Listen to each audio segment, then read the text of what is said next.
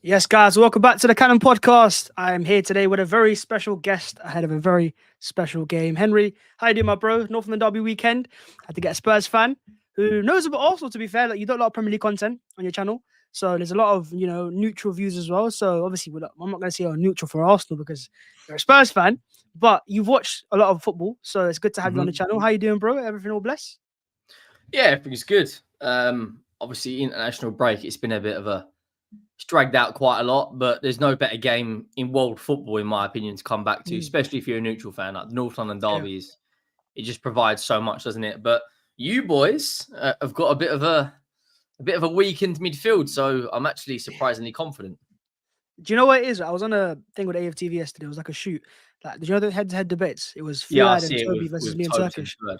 And I didn't get the energy from them, to be quite honest. I think a lot of like Spurs fans. Do you know what it is? When you verse a team that has injuries, it puts a lot of pressure on you to get the win. Then, because if you Mm. don't get the win, with no Odegaard, no Rice, then it becomes a problem. And it's also like what 2 years in a row we've gone to your ground and beat you, and I'd say comfortably in both games as well. I mean, I know last year it was a bit nervy towards the end of it, but I'd still say for most of the game we were cruising 3-0 up in the first half. So yeah, I don't know, man. It's going to be very interesting as well. Obviously, we've both been away. Henry was in Zurich. I was in Tenerife. Bit of polar opposites. I don't know. Was there decent weather in Zurich? Oh yeah. It was Okay. it Okay. was. Cool. Cool. Cool. Do you know what it is? It's kind of like it's not when it's hot in the UK. It's like the humidity is unbearable. When you're Hmm. out somewhere else in Europe, it's so much more like blessed, and you just feel comfortable. Like you can just walk around. You're not sweating out of your backside. Whereas here, it's just sticky, disgusting. But yeah, it was a nice little Yeah. break. No, makes sense. But to be fair, Tenerife's next to Africa, so it was very hot, and it was like Yeah, I can imagine. at times it was like unbearable. My friends loved it, but I was like, listen, man, this is I like heat, but I don't want to be in the thick of it too much. But we're back, recharged. Massive game, obviously on the weekend, Sunday, Northern Derby at Spurs' ground. Yeah, you said you feel confident, right? Which I can hmm sense why. There's a reason for that, of course. But at the same time, do you not think that Mikel could surprise you guys with something completely different?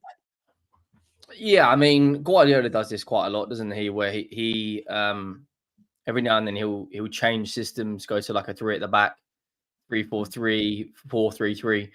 And this is where I think Arteta, you're really going to get your money out of him because you just signed that new contract, 3 years, which I don't really know why there's some Arsenal fans questioning it because I think he's done a relatively good job Yeah. taking bias aside.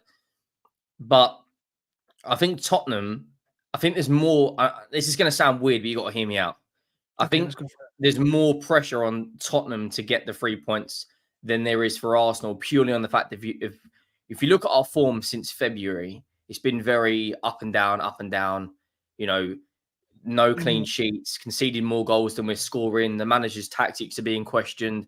Whereas, like you said earlier, with the injuries, there probably is more pressure on us to get the win. But it's such an important game for Arsenal. You look at the 7 days you're going to face with Atalanta away. Obviously, City play Inter Milan at home. There's no Mhm. travel involved, and then you go away to the Etihad.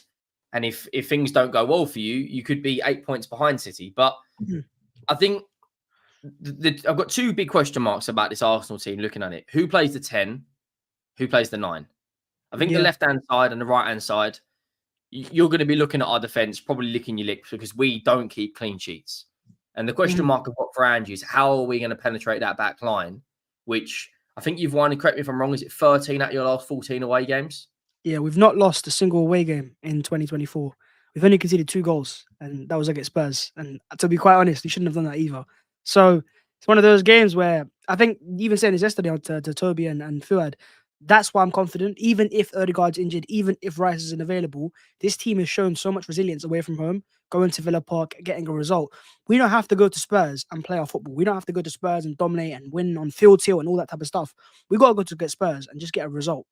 And that's why I trust Mikel over Ange. And I think Ange is a bit times more stubborn on his philosophy. And sometimes it can be naive and hurt him. I remember you were down to 9 men against Chelsea last season. Mm, And I'm like, okay, cool. So at one point, you got to change, and he kept the same style. And look, as a fan watching football, it's entertaining to watch. But if you're a supporter of that club, I'm sure it's very draining because it's like, listen, we can see what needs to be changed, and sometimes you need to be a bit pragmatic. And I think, look, Mikel obviously worked in the Pep. He worked under Arsene Wenger. Everything's nice there, but he also worked under Moyes. And I think people forget that because a lot of Mikel's style of play goes back to Moyes as well. That physical power. You look at Havertz, you could almost compare him to when Moyes had Fellaini, that type of target man Mm, midfielder type of profile. So yeah, I feel like Mikel will be pragmatic in this game, and I'm excited to see how we line up. I'm very intrigued. A lot of guys are nervous, which is totally fair, but I'm more on the excited side because I want to see how Mikel copes in this. Because if we're going to win a title, and if we're going to go far in the Champions League, we're going to go for the FA Cup and in the Carabao Cup, we need to adapt. You're not always going to have everyone fit and available. Man City had no KDB for the first half of last season. They still won the league title. So there's no excuses here. And so we'll see. Obviously, you see the Spurs news here that Van der Ven and Solanke are both fit for the derby. I heard that there was doubts. Is Basuma fit? I've heard he's a bit of a no, concern as well. Okay, so Basuma's out. So how does the Bissouma midfield and work for you guys then? Richarlison. Okay, Richarlison What, as well. do you As know well what's as mad as Spurs. well? I don't know if Solanke's going to start Oh wow. because they both missed the Newcastle game. It wasn't due to specific injury; it was a fitness concern. Now neither played international football during the break. Van der Ven didn't get called up for he's in the Netherlands squad. He didn't play. Solanke didn't get a call up under the new manager for England. But Mm, the thing is, if Solanke plays, I think he will cause your centre backs problems. It won't be yeah. aerial duels because I think they'll beat him, but it will be lots of low crosses into the box, and that's his bread and butter. With regards to Van der Ven, my entire score prediction changes if he's not in the 11 Oh because wow. that recovery pace. There's like a blueprint out there on how to beat Tottenham to a degree, and Arteta did it in the first win you had over us. Was essentially, I think, the same sort of game plan you're going to have, which is sit Mhm. back and counter attack. And the question I asked at the beginning of the video, the stream, is if Havertz plays in the 10, we saw last year that long ball all over the top to Saka, he could be in, a lot. But the if Van der Ven and Solanke are playing, I it's going to sound mad, and I'm probably going to get clipped up for this. And I'm not normally like this, and I'm normally quite balanced. But if Solanke and Van der Ven are playing, I've got like strong favoritism that we're going to at least get a draw, because Yeah. you've surely got to be looking at that City and No, Atalanta but game. as you should surely. Like your Spurs Yeah, but at home. you say that, but you beat us Spurs at twice home, in and, our and own let's back. not forget how much is going to play on your players' minds that 2 years in a row we've gone to your ground and boxed you. Like if you're a player at Spurs, if you're Romero who's playing in both of those games, you're going. Surely they can't make it 3 in a row. I don't think we did that with Wenger, and so Not we since the know 80s. you guys will know how hard it is to go to Derby away, especially coming to Arsenal. So I think it'll be similar. I think Spurs fans won't allow a third defeat in a row, and if you find yourself 2-0 down in the first half again, then I think it'll be very toxic. Yeah, and like looking from an outsider in, do you think if we lose, that's back-to-back defeats, Mm, in a row to Newcastle and yeah. then you boys. We've got Brentford, which is a tough test. Buemo's Wow. on fire. Then Man United away. Like they're not easy fixtures. Man United have No. got this thing No. where whenever Ten Hag's job's on the line, he just pulls a rabbit out of the hat and they end up winning. Yeah. It's So true. we need the win just as much as you. There's probably more pressure on you because of the fact that you are in a title race. Hmm. But I've just got this feeling after I mark huge question marks over if Jorginho and Partey are playing together. Like I get Yeah. they give you a sense of control in the midfield, but Hmm. Sarr and Bentancur and Archie Gray, I think there's a lot more pace in our midfield, and it's if we can just pick the lock because we have. Mm. I don't know if you've watched our games this season. We have been the better team against Newcastle, against Leicester, and against Everton, but we're just not taking our chances. Yeah. Obviously, Son's got a fantastic record against you boys. Normally performs in a derby, scored last season, home and away. But Madison's got to deliver now. Like you're the Yeah. 10, you're the main creative guy. Your form has been a bit hit and miss. Now I want to see you. Like when Odegaard gets on the ball, you almost can see what's going to happen. It's going to be inside runs, outside runs. Havertz may drop deep and come in for a quick little 1-2. He's great in the transitions. When Madison gets on the ball, it kind of seems like we're a little bit congested at times because of how high our fullbacks are. But he's got to now deliver. He has to deliver for us. Yeah. Yeah. We got to see why we paid the money at the end of the day. Yeah. A question for you in the chat as well, by the way. Solanke and Havertz this year, and Havertz starts most games up front. So it might not start this game up front, but he starts most games, and he'll start most games for Mhm. Arsenal. And even in midfield, he'll get opportunities to score because he's almost like a false striker who comes into it and surprises teams. Who do you reckon scores more goals? Because we were asked that yesterday on the AFTV panel, and I said Havertz with chess because I think we make more chances. He'll start more games, and also he's had a year of adaptation as well. But Solanke's a very good player. He scored 20 league goals, I think, last year for. Was it 20 league goals or was it near about 20? 19 Yeah, league goals, 3 assists. 19 for Bournemouth last year. Surely in a Spurs side that makes more chances. You got Madison, you got Son and Ange, and this style of play. Do you reckon Solanke outscores Havertz, or do you reckon it's going to be even? I'm going to back Solanke purely on the fact that you've got more options than Tottenham. You've got Jesus that can play there. Sterling Yeah. can play in the 9. We've seen it at City. Trossard can play in the 9. And I don't see Richarlison ever really, putting him out of the team. I think even if Solanke doesn't have a great, purple patch of form, he will still start every single week. Whereas Havertz is a little bit more versatile. We've seen him playing the 10, playing in this advanced 8 role. Lee Judd has asked me this question earlier on his channel, like who was going to score more? I think it will be Solanke, but it's going to be close because I actually predicted Havertz to get in the top 5 for the Golden Boot this year alongside Solanke. I think he's. I don't know why your fan base is just like Arsenal fan base is very very selective at times. Like when everything's going great, there's a lot of noise about Havertz. As soon as there's a little hiccup, it's kind of like a lot of those fans kind of drop off. Yeah, because do you know what it is? We a lot of fans aren't convinced. So they've seen him do it now. So what it was, we hadn't seen him do it in the Premier League. So it was a lot of like skepticism. Okay, is this going to work out? Why have we signed him? Where's he going to play? Then he wasn't a midfielder and he was forced to play midfield with, Partey injured for the first half of the season. And then so fans turned on him then because they're like, well, he's not a midfielder. He's costing us points. And he just didn't look in place. That's what it was. He didn't look like he had confidence. He was making basic mistakes and he was very passive. That's what it was. He'd hit the ball up. He'd pass it off and he'd do nothing with the ball. And so I think what it is now is we've seen a bit of good form, but it takes time, man. The likes of Saka, Odegaard, they've done it for a long time. We've seen them in like moments when it matters the most. Saying that though, what's in Havertz's favour is look, end of last season, important games like Spurs away, you got Assisted United away, his goals against Chelsea. Very important goals he scored last year in the running as well. So I think he has to do an entire season. That's what we need to see. Do an entire season, score a few more important goals. Let's just say he scores a goal in the FA Cup final, which I think he could do, by the way, like a very important crunch game. And I think fans will go, look, he is the guy. But more and more fans are getting onto the Havertz train now. I mean, I was speaking to Turkish yesterday. Turkish has never been a massive Havertz fan, but even he can kind of back him now and go, I know what he's doing. We know what his position is as well. And I actually think even now playing in midfield, he can still thrive. We go back to a game last year. Do you remember Villa 2-0 we lost when Watkins scored the goal and he chipped the keeper? Havertz started midfield that game and fans go, oh, we lost because Havertz in midfield. He was one of our better players that day in terms of being threatening. You feel like he's a scapegoat? Yeah, of course it is because he's come from Chelsea. He wasn't convincing at the start. We've not seen him do it for a season, so it's very easy to go out. We don't rate him. That's about it. If we'd signed Havertz out of Leverkusen with the reputation, it'll be different. But because we signed him out of a club where he was struggling for, and their fans were gassed for it, and also it's a point to prove as well. We want to prove to Chelsea fans that we've signed a good player. So we always like if he does well, we have to put in their faces just to prove that we've taken your boy and making it work out. But yeah, there's a lot of skepticism still. But I'm very convinced on him right now. I can't lie. I'm very convinced on what his position is for Arsenal and how he can do for us. And I think he'll score more goals than Solanke as well. So we'll see about that. We've also got the news. If he scores more than Solanke, how many goals is he getting? I'm aiming for 20 league goals. I think Solanke will bang 15 to 10. 15? 15 in the league. In the league, yeah. Richarlison got 14 under Andrew. I don't know, man. But it's his first year. He might not start games. He could have an injury as well. You just know. So banging 20 league goals in your first season is very hard.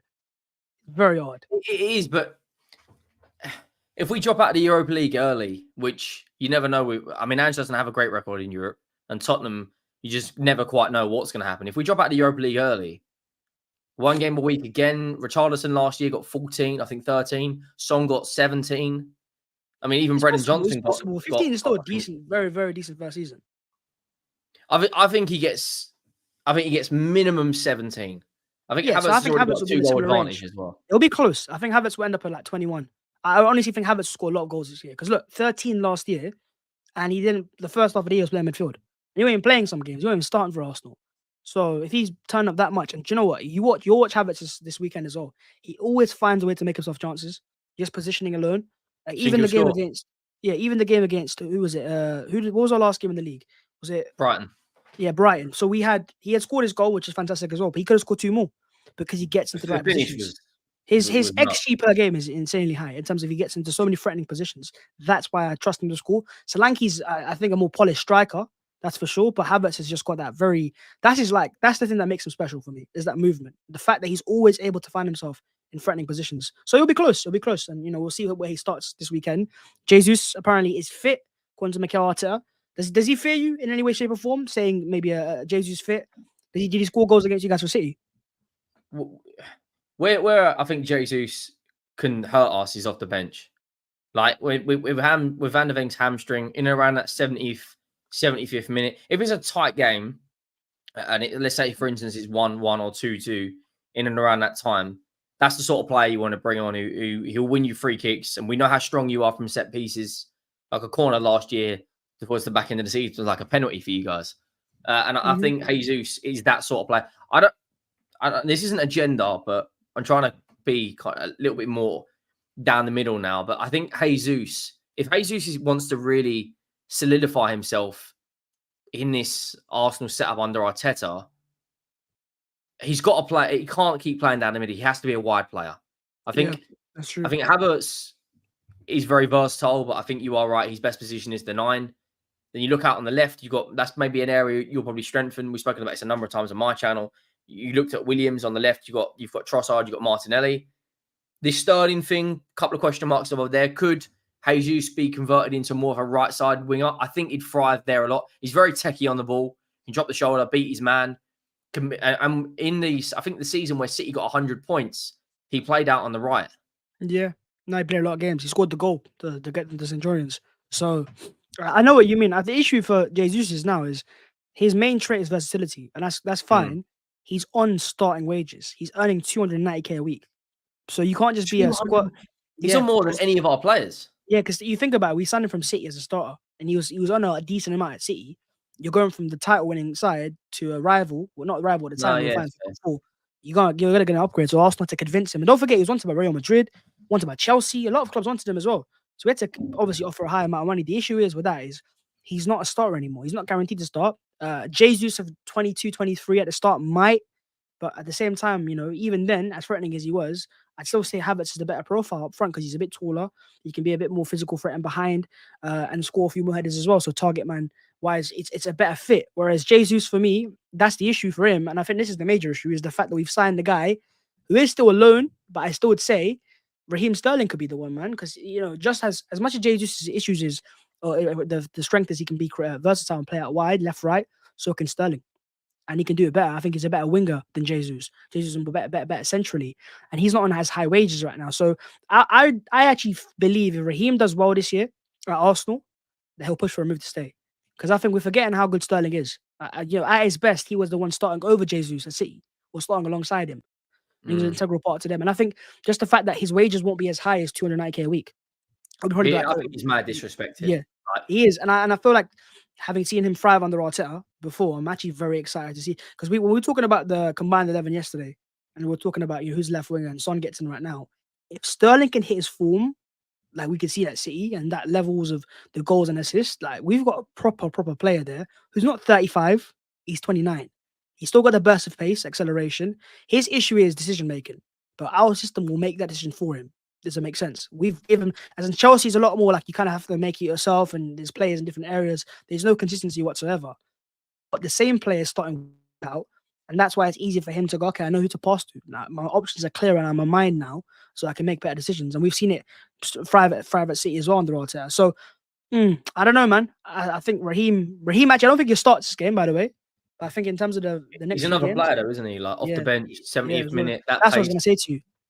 He's got a good record against us as well. Like I remember that Champions League game in the quarterfinals. Yeah, where he nearly won it for them. But I was actually in the camp of, I think Sterling will be a success. Like his best goal returns in his career have been under Arteta, and on that right hand side, like the question mark's always been, if Saka misses games, does Reece Nelson for you lot? The levels aren't there, but Sterling's a lot closer. And he went to that Chelsea team, and it was kind of like he was supposed to be the main guy. No one thought Cole Palmer, other than like the diehard City fans, would ever reach those levels in his first seasons of like nearly 30 goal contributions in the league. And it kind of like shadowed Sterling a little bit, and he thought he was going to be the main guy. Now he's gone to Arsenal, and there's a lot more unity, there's a lot more togetherness in your team. And he's under a manager that's coached him at City. And it's only a loan. It's not like you've got an obligation to buy immediately. This is what I didn't get the reaction. Like You've got a player who's Makes won a lot of multiple league sense. titles, FA Cups, played in Champions League finals for City, knows the likes of Zinchenko, Jesus. No, we'll know Declan Rice from his England time. We'll know Saka from his England time. Like, I don't really get some of the your fan base at times is very Do you it's know what very it up and is? down. Is it? Do I you- think it's worse than ours at times. Ours is Yeah, divided. no, we are Ours very is, reactionary as a fan base, and it's because of our recent history. We don't know what to believe. You know, we had the Emery regime come through, and it's like, okay, well, Emery's now here. We've got all these tactics. We get to Europa League final, and it collapses. With Wenger as well, every year they promise to fight for a title, they promise to spend money, but they always fall short as well. And because we've been like the current generation of Arsenal fans at my age, slightly older, slightly younger, we've been disappointed so many times that there was that saying, you know, it's the hope that kills you as an Arsenal fan. A lot of fans they think doom and gloom first because they don't want to get disappointed. They want to have their hopes up and go, this is the year we're going to do it, and then it fails in their face. So they have that mindset instead. And you know, I can see why, man. We've been through a lot. I'm saying Spurs fans have probably been through worse, to be quite honest. We've still had a few glory days, but yeah, I agree. Our fans, especially like on Twitter and on X, like oh my god, on deadline day, I was sitting there going, this deal makes so much sense, and yet guys are still going, oh, why we signed Raheem Sterling? Deadline day, the guy's become available. He's got so much experience. He can play on both sides. His wages are what 90, £100,000 a week is all we're paying. What could go wrong? Even if he doesn't work out, is he not upgrading Reece Nelson? Can you not get more? You know, that's what I'm can you saying. not Even if it doesn't work out, push for a better starting position? But I think what it is fans wanted the Nico Williams. They wanted the guy that has a high reputation. If we had signed Sterling out of Man City, people would have been gassed. So it's all recency bias. Whereas Mikel Arteta, I give him the benefit of doubt now because he's taken players that aren't in good form, Jorginho, Havertz, etc., and made them into fantastic players or useful players at least. So why can't he do the same with Sterling? Especially having worked with him in the past. He had to work with yeah, Jorginho or Havertz. exactly. Like it's such a hard position in your team to improve that right hand side. Like other than maybe 3 right wingers in the world in Salah, Vinny's on the left, Rodrigo, they're probably the only 2 that you could argue. Well, I think Salah is an upgrade, but not long term. But in terms of his output, it is Yeah, Rodrigo. There's a debate there, but you're not going to improve Bukayo Saka other than those 2 players to bring someone in. But as a yeah, 12-month loan, he's not exactly got to move out of his city. He's Premier League proven, won countless trophies, and then like you said, it's an upgrade on Nelson. I don't understand the yeah. mindset. I know Standard FC will be like, if you're not winning every single game, you're a failure. And we get that of our fan base. Like, But our fan base is the most tapped, clapped fan base in the world at times. Like, we're yeah, divided on everything. But this just to me just kind of makes sense. If Tottenham yeah. signed him, I'd have been happy with it No, because no, that's what it is. it makes It's a sense. very good signing. And Standard FC doesn't know what they want. They want to win trophies, but they don't want to like they just think trophies are just given to you like that. And you just every I want year to just enjoy the journey. yeah, the point is that we've had a journey as Arsenal fans. That's why like a majority of Arsenal fans are happy that Arteta signed that new contract because he can see progress. That's what it is. It's not always about. Of course, I love to win trophies, but we're getting closer and closer to the big trophies. Not if we wanted to employ a manager to win the Carabao Cup tomorrow, I'd go get Jose Mourinho, and I'd win the Carabao Cup every single year. But I want to win a league title, and the only manager to beat Pep to a league title is Klopp and Conte. No one else. So that's the level of manager we're talking here, and we've seen Conte. And Pep's first season was Conte, Yeah, so it wasn't exactly so like adapted exactly. He to the wasn't a league. set City now who've been here for what, like 8+ years. They got Haaland, they got De Bruyne. They've won the Champions League. They've done so much more now. Like Klopp's the only guy, and even Klopp couldn't do it more than once. And we know how great Klopp was as well. So we're looking to achieve something that no one else can really do. Like there's a lot of good managers out there, but the ones that are actually challenging Pep right now is only one, and it's Mikel. So we'll see how he does with Sterling. I think the question becomes then who's going to start for Arsenal because you got the California news as well saying that he's not like sure if he's fit. We'll have to see it go day by day. So then it becomes a question of who starts left back. So this is what I've gone for my lineup wise for Arsenal at least. I've gone for a bit of a rogue 4-2-3-1. I don't think I'll line up like that in general. I think you'll have Jorginho a bit to the left and Havertz a bit higher as well. But I'm actually very excited to see how Havertz plays alongside Saka again because we've seen the combination thrive when he plays up front. So playing on the right half space where Odegaard normally plays, we can't forget one of the Odegaard's key aspects is how he presses and how intense he is like that. Havertz is one of our few players that can do something similar. So if you throw Ethan Nwaneri in, technically I trust him on the ball, like anyone else would.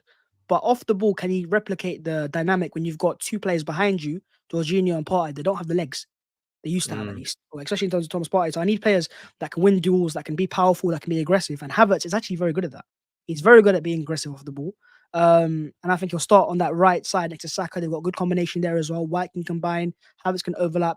Jesus then can thrive with Martinelli as well. They've got a very good combination that we've not seen for a while. You might see Trossard start again. But look, if this lineup doesn't work out and the game's even or Spurs are winning, Trossard off the bench, Sterling off the bench, Zinchenko or Calafiori or the other players that can come off the bench and impact it as well. I think this is what we're going to see. So if you saw that lineup, Henry, as a Spurs fan, are you confident still that Spurs will get the win or get a draw? Anything? Yeah. The only question mark I've got is Martinelli. Like, I understand his pace is very, very good on the counter attack, and I imagine Tottenham will dominate the ball in this game. I think we averaged the highest average possession per 90 in the league, and I think it's third highest in Europe. So it wouldn't surprise me if Tottenham dominate the ball, and I imagine you'll be set up for the counter, one ball over the top, the pace of Martinelli and Saka. The question mark is going to be: do Jorginho and Partey can they match the fitness levels of the likes of Sarr, Bentancur? I think Archie Gray could be an interesting one off the bench as well. And Porro and Udogie are in the middle as well. It's kind of like we play with two centre backs when we're in possession. I am relatively confident. The only way I won't be confident is if we start giving away stupid free kicks just outside the box, because the set pieces is where this game changes. Game, set, and match. That's what I'm saying. And it's like last season, back end, I think we conceded something like 12 set pieces in our last 19 games, goals from set pieces. And you've got very good aerially centre backs. That combination of Timber and Martinelli will be interesting. I think if Zinchenko plays at left back, I think you'll have a lot more possession because there'll be a lot more control. Could he potentially even play in midfield over Jorginho? No chance. I always hear fans ask Zinchenko play midfield. He struggles with space. That's his biggest issue. He's not got the physical ability to deal with big spaces. Jorginho doesn't have it either, but he's got more experience of playing there, and he's done it in bigger games. So I trust him there. Because with Zinchenko, because his passing is very good, people assume that he's going to be very good in midfield. But it's where his passes are coming from. His passes are good from deeper, where he's got space in the back four and there's no one pressing him, and he can fire passes forwards. I don't trust him in the final third, where he's got to be picking the ball up with someone behind his shoulder and he's under pressure. Because his issue is also concentration as well. And you have to be very on point in midfield and switched on. Jorginho and Partey have done it. In this lineup here, I'm not asking Jorginho and Partey to do roles they haven't done before. Zinchenko would have to do something he's never ever done before at Spurs away. So I'm trying to keep it as consistent as possible. And experience, man. These guys have done it at Champions League stages. Partey started for Atletico and Jorginho's won the Champions League with Chelsea. They've got experience of playing a big game before. It won't phase them to start a game like this. Even Sterling, for example, if Sterling started over Martinelli, I wouldn't be against it. Because Sterling's played in big games before. He knows how to go to Spurs away to get a win, to score goals. But playing Ethan Nwaneri, playing Timber in midfield, playing Zinchenko in midfield, I'm just against that. Not in a game like this. If we've got games coming up after City and so, you might start them there. Not in a game like this. You trust the players, you go for seniority there. And we've still got options to change as well. There's a Trossard, you might start instead, you might start Sterling. So I look at the lineup actually and I go, it's actually very well balanced for this game specifically, if we're going to play pragmatically. And we're going to try to play on Spurs' weaknesses like we did last year. And I think that will be the approach. I think Odegaard being injured and Rice being suspended will push Mikel further towards being more pragmatic and getting the result, rather than playing a style of football and dominating possession. I don't think he cares about that. Do you think there's pressure on Arteta? Of course there is. These next 7 days are absolutely huge. I don't know why that guy's spamming L's, by the way. But yeah, I got it right. The next 7 days, you've got. See, there's a little bit of me thinking, could you rotate this game? Like, if I was to offer you can only win one of the North London Derby or City, I'm surely thinking for mentality and momentum, you'd probably choose win the City game. Yeah. But then that I think the Champions League, they're going to have a better chance against City because Rice will be fit available straight away. And they'll come out and play against you. And if you look at last season of how strong defensively you are, it'll be get them on the counter. Whereas us, like, taking bias aside, you don't need to have a 10 out of 10 performance to score against us. Like last season, you were 3-0 up, and I think you only had 3 shots on target. Yeah, you were decisive. You were clinical. It's just Odegaard is a huge miss, but Declan Rice is that energy, that transition between defense and attack, which he's so good at. I'm assuming Partey plays 6, Jorginho 8, or are you like in possession? It would be a proper double pivot. If Yeah, I think Tottenham, is it- like first 5 minutes, I'm not saying injure a player, but first 5 minutes, stick one in on one of the two and get the crowd going. I mean, in terms of attacking options, but you'll have good options with the likes of Sterling and Trossard. But midfield options, you're asking a lot for Wanyeri to come in, and it's like the baptism of fire. There's a lot of ability in the kid, same as yeah, Mikey Moore. it'll be a lot. But I don't want to see Mikey Moore coming off the bench just yet in the North London derby. That's why I'm thinking the midfield options. It That's kind of the feels like Smith yeah. Rowe and Vieira. If you had them now, you'd be thinking, right, okay, we're calm. But I don't know, man. I don't know. I'd still trust Havertz over Vieira and Smith Rowe because we've not played him in games. Like all the players I've put in his lineup have started games for Arsenal. Smith Rowe and Vieira are always on the fringe, coming off the bench maybe here and there. Jorginho has started quite a few games in a row. So has Martinelli, so has Havertz as well. The only issue I'd have there is Partey's the injury-prone player there, and so I don't trust if he is to go injured. Then we'd have to see an experiment. I think he'd still start a Timber in midfield first, then maybe even start a Wanyeri or bring him off the bench because it's an Northern derby away from home. If you start Wanyeri, I'll be so surprised. I'll be excited, but so surprised, but also very scared, bro, because the guy is 17. Spurs away, that's and what you've I'm got a saying. powerful midfield. But if you then can turn up and you can show your ability in that game, you can step up in your captain's absence. Then we're talking about a serious player there. And sometimes that's what it is. As a youngster, you just need a bit of luck, an injury. We've seen it in the past. What was it? Hector Bellerin broke into the side when Debussy got injured, and never looked back. There's players that have taken advantage before. It's just a Spurs away. If it was even Spurs at home or any other side apart from City, maybe I'd go. Okay, I'm tempted to throw him in, but not in Spurs away. I don't think Mikel will do. I think he'll go for seniority first, like he's done in the past. And maybe off the bench if we need that profile. Then again, that's another very good player to bring off the bench. Ethan, Trossard, Sterling. There's enough there to go in for me, still get a result and get the win. You said, would I take 4 points out of Spurs and City? Of course I would. I'm going for all six, bro. Because imagine you can get all six. It Do you would think? be, Do you think you'll? I'm not saying you'll throw games away, but like you don't need to beat Atalanta to qualify for the Champions League. As long as you win all your home games, yeah, like do you think he'll kind of go more of a defensive, pragmatic approach against Atalanta to then rest? I don't think Saka will play against Atalanta. You're asking a lot for Saka and Saliba. You've got defensive options: Calafiori, Zinchenko, yeah. Kivior, Tomiyasu. They can all come in, but the attacking options are going to be. I think Sterling may start as well as Jesus, as well as Trossard for the Atalanta game, and then you may see a front three come in. But Yeah, there's a very good chance that we see those players start. All right, I think if any game we're going to drop points in or not win, it's Atalanta away. I then think again, that's you the you one. want to you want to start the Champions League off to us like, Of course, but it's away. The thing is, away in Premier League's one thing, but going away in Europe to Atalanta, we've seen Liverpool especially last year. Italy. Yeah, we see Liverpool against Atalanta last year. I know they won, or they had a good result at Atalanta, but they lost at Anfield. This is a serious side. They play a serious side of football. I'm pretty sure they manage Jasperini as well. So they've got the likes of Lookman and the Europa League champions. So we can't take that. It's a very hard week, but it's also very exciting, man. It's football. I want to see high stake games. I want to see us get tested. Because if we can come through the test at this stage of the season, which we might not, by the way, you might struggle, you might lose a game, you might drop points. I'm not going to go over the moon and go, okay, it's over, but I will learn a lot more about the side. Might have even 5 things to learn about the game. But yeah, massive week. Spurs away, City away.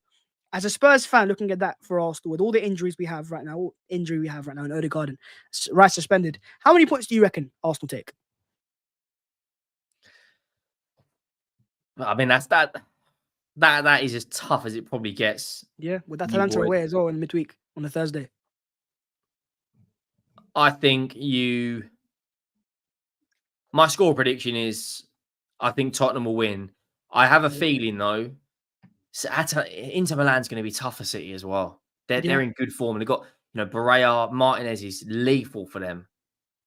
I am actually going to predict you get a result at City. Oh wow, what, like a draw or win? No, I reckon you'll. No, I'm probably going to get clipped up for this, because your fan base love and hate me at the same time. Who hates you in the fan base? Oh, the usuals on Twitter that are talking about every minute of every goddamn day. Yeah, But I bet he's watching right now. oh yeah, probably yeah. I reckon. Do you know what? I reckon you get 3 points, 4 Oh at wow, best. wow. I But mean, to be fair, look, a win at City is a lot more important than Spurs win. It just mentally, because we've beaten you guys away from home. We know we can do that.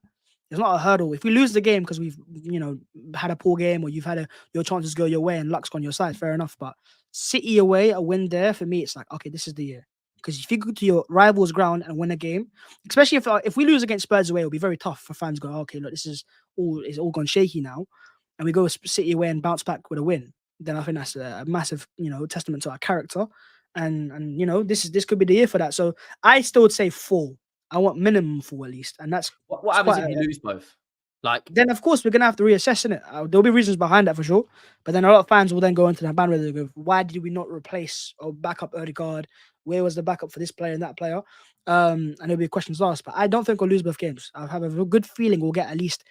We won't lose both. I think we'll get 4 points. Might draw both. Could get 2 points, but I don't think we'll lose both. if you come away with 4 points, considering Oh wow, you'll have no Declan Rice and Odegaard for that Spurs game, and Declan Rice will be back for the City game. Come away with 4 points. I think 99.9, only those standard FC that you've got to win every single game, or it's Arteta out every 5 seconds.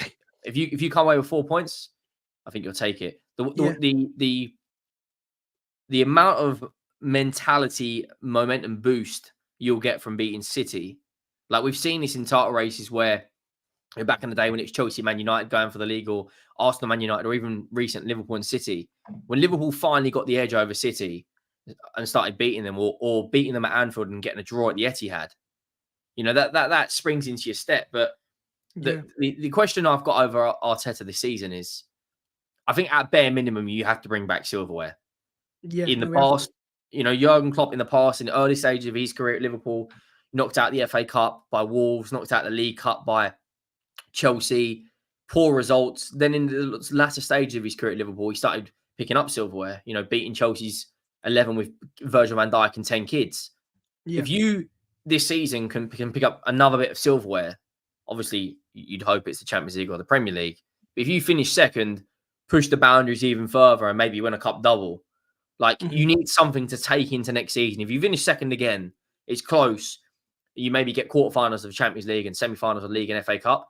A lot of people will be thinking, is this good enough? But I've said this a number of times. If Arteta leaves, okay, the only manager I think that will come in right now is Xabi Alonso. Right? Okay. You look at Inter Milan. Is Inzaghi going to leave Italy? Absolutely not. Is Ancelotti going to leave Real Madrid? He's probably going to retire in the next 2 years. Is Simeone going to leave Atletico? No. Is Zinedine going to manage in England? Probably not. He wants the French job. So you talk about up-and-coming managers. Bayern Munich have had to take a gamble on Kompany. Yeah. Right. Chelsea have taken a gamble on Enzo Maresca that's only ever managed in the Premiership. The only manager that I think Arsenal could look at is if Xabi Alonso wins the league again, dethrones Bayern Munich back-to-back titles. Like people are saying he's going to go Madrid. Don't be surprised if Zinedine Zidane goes back there. It's happened before. How can it happen again? Their club don't winning is the only metric of success they know. Yeah. And it's a huge gamble for Madrid to go for Alonso. Whereas Arsenal look at Alonso, another Spanish manager, plays a very similar attacking style of football, very good in possession. I don't buy into the notion of they have to get rid of. Whereas Ange is a completely different kettle of fish, because we're bringing a manager that's never managed in the Premier League. Tactics at times are hugely questionable. Yeah. But we're in our second season, and the first season we only finished 2 points off top 4, so it's not all bad. No, it's not. It's not. I think you're right. And then the Arteta case, we're not going to let him go, by the way. But I think that 3 years is very, very important to note. It's not a 5-year deal or a long, Chelsea have got Jackson down to 2033. I think it's one of those where Arsenal realize he's a special manager and it's better to keep him, of course, because I think he's the best shout on the current market. If he was available tomorrow and Pep leaves, City would go for Arteta, 110%. And that tells you how good he is a manager. The fact that he's going toe-to-toe with Pep in what could be his final ever year, in the league at least. So he's a special manager. And 3 years for me, it's Arsenal going, look, here's a contract, here's higher wages, but in a year's time, 2 years' time, we're going to have this pressure on you to deliver. It's not going to be constant contracts as well. And I think this 3 years, it has to happen. We have to have silver come in. I'm not talking the Carabao Cup or the FA Cup. I'm talking Premier League, Champions League. And that's why I'm very excited, because I think it will happen. I think we will win a title. And if we go in the Champions League, then there will be a massive parade in North London. Henry, you can come if you want. I don't know. I'll be fine. Grenades Grenades at that bus. Grenades. Nah, listen, man, it'll be crazy. But I think this 3-year cycle for me, this is the people are talking about phases, right? This is like the actual time to go and win. We've settled all the things down. We've got a settled 11. We've got the youngsters coming through as well. We've got the finances in check. We've sold our players that were kind of the ones getting our way, or players that weren't good enough for our first team. Now it's time to go win a title. And I think this is the year personally. So we'll see, Henry. We'll see. But it has been a pleasure to have you on the Cannon podcast. Of course, Arsenal insights is decent, because a lot of Spurs fans, there's a lot of like bias sometimes, but I think you're pretty neutral to that. Try to give, like, obviously I'm always going to back my team over your lot, but I try to give more of a balanced opinion. I think that there's too many, especially on Twitter. Twitter at times is a cesspit. Like, everyone is so like one-sided. Can't give a. You're pretty balanced, to be fair, on other teams. But I think not on Twitter. Yeah, not on Twitter. On Twitter, you're a troll. 100%. Like, I see all the time, like, tweeting out or retweeting stuff saying, "Oh, we're ready," but like in person and on YouTube and that, you're fairly balanced. But this game, absolutely huge. What's your score prediction? I haven't mine's 3-1. So I said yesterday, I said 2-1. I'm gonna stick with 2-1 as well. I think it'll be a close game like the last game at your ground was 3-2. There's a good chance we could take the lead. Maybe go 2-0 up, and then Spurs will bring one back, and then be pressure on. But I honestly feel it'll be a very fiery game, because there's no way your players, your manager, and your fans will accept 3 defeats in a row to Arsenal, especially when you got no Odegaard and no Rice. There's literally no excuses for you to not at least get a result. And I don't think a draw is enough for you guys either. And having lost the last 2 in a row, you need to go get a win. Remind Arsenal fans that this is, because a lot of Arsenal fans go with confidence as well. Like, we've been Spurs away twice, we beat you guys twice. We're not fearing you guys like we used to fear Anfield away or the Etihad away, because we had that thing about Spurs away was a massive deal now. 2 years in a row. If we make it 3, it's another checklist towards the title. That's how I see it. And especially if we've got 2 players missing as well, it'd be fantastic to get a result there. So 2-1 to the Arsenal for me. I think you've gone for, what was your prediction again? A 3-1, which sounds mad, because I think the last time you conceded 3 goals was Luton. Luton was yeah, and the last time we conceded a away goal was at your ground. That's how good we've been this entire. He's going to repeat. Yeah. Hopefully he's not given to you this time by Raya. He just won the save of the month. We'll hopefully have no more saves of the month and go to Spurs, put in a nice attacking performance, Havertz scores a few goals, and get 3 wins in a row. We'll see what happens. Yeah, it's gonna be interesting. This is it. All right, lads. Perfect. As always, smash a like on the video, on the stream if you have enjoyed, and check out Henry's channel. You've got 2 channels. So if you're an Arsenal fan, I'm not sure if you want to go to one of the channels because it's purely Spurs based, but he's got a more neutral based channel as well. So there's things for everyone. Go on, Henry. Give him a shout. Yeah, just if you're a Spurs fan, which I doubt 99.9% of your audience are, that's Henry Wright TV. But more neutral, unbalanced, unbiased opinion is Henry Talks Football. We'll obviously be putting out content on both channels over the weekend, especially with the game on Sunday. But yeah, obviously big up for having me on. Big up to the other lads on the channel as well. It's been a pleasure. Perfect, lads. Pleasure as always, and we'll speak very soon. Hopefully after a massive win at Spurs. Peace.